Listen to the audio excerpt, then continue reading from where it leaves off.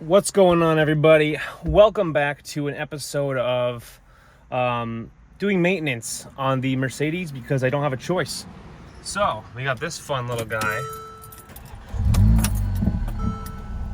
right? We've got this awesome auxiliary battery malfunction.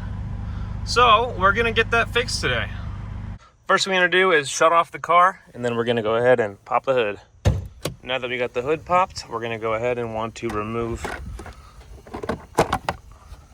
one of our terminals on our battery so that we can turn this power off. So nice and simple here, I'm just gonna take off our negative battery terminal with a 10mm. Now that that's been removed, we can actually move on to our aux battery. Our passenger side, and we're gonna remove our carpet. And then what we're gonna do is pull up under the dash, and right up here, this guy is our aux battery. So to get this cover off, we're gonna push down on these two tabs here and then lift up. And that should expose it. So once you have this cover off, you can remove the two terminals and unplug the side here. So when you remove those two, we have positive on the right, negative on the left. You're gonna want to unscrew them all the way, and then you can pull the battery right out. So now that we have our old battery out, we have a new battery here from Amazon. This was a Harley-Davidson battery. It's allegedly fits the right size. It's got the right dimensions, the right cold cranking amps. Positive, positive, negative, negative. It comes with a little guy, different threads to test with your terminal screws. So I'm assuming we're gonna have to put a square in there to keep it from rotating, something like that, and then screw them in, and they should be simple as that. So it turns out I just needed these small little rectangles that came with the kit. They fit the threads perfectly. I got the positive on there right now. I'm gonna put the negative on as well with this. Just slide it in through the side here, like that, and then fish it through the threads with the bolt. So now that we've got both terminals secured, we did not get a new bleed line, so I'm just gonna throw this in there, tuck it away so it don't rattle or nothing, and then I'm gonna throw the cover back over it. So now that we got that done, we're gonna button it back up and go reconnect the main battery.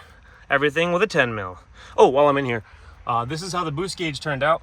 I got it all figured out. This is a actual view of it. So from the passenger side, you would see it like this. From driver's side, you'd see it like that. Now that we're back out front, we'll reconnect the negative battery terminal, put the cover back on. But while we're here, let's check out how the turbo's doing. This is the new turbo. It's getting a little rust on it. You know, it happens. A little rusty. Now we can close up the hood, give her a little walk around with my trunk up. Let's start her up and see if that warning went away.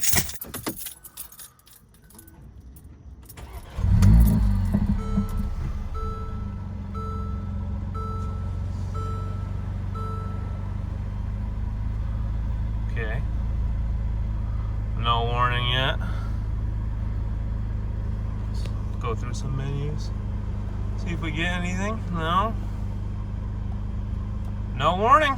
It's been 30 seconds since it started. It probably would have shown by now. Cool. That's it. Simple as that. Here's the boost gauge in real time, by the way, in the driver's seat. I want to apologize. This video's quality is probably not that good. It's all on my iPhone because the battery came early. So I wanted to get it done. I'm at my apartment, but yeah, check it out. Boost gauge is chilling, working. No warning light about my battery anymore, so that's good. All right, guys, I hope that helped out anyone, save you some money. I'll put the link to the Amazon battery I bought in the description. So that's not a sponsor or anything either. It's just what worked for me, what was cheap, what saved me money, and I'm trying to pass it on to you. So yeah, thanks for checking out the channel. Please subscribe if you want to see more maintenance or upgrades or whatever videos I'm making.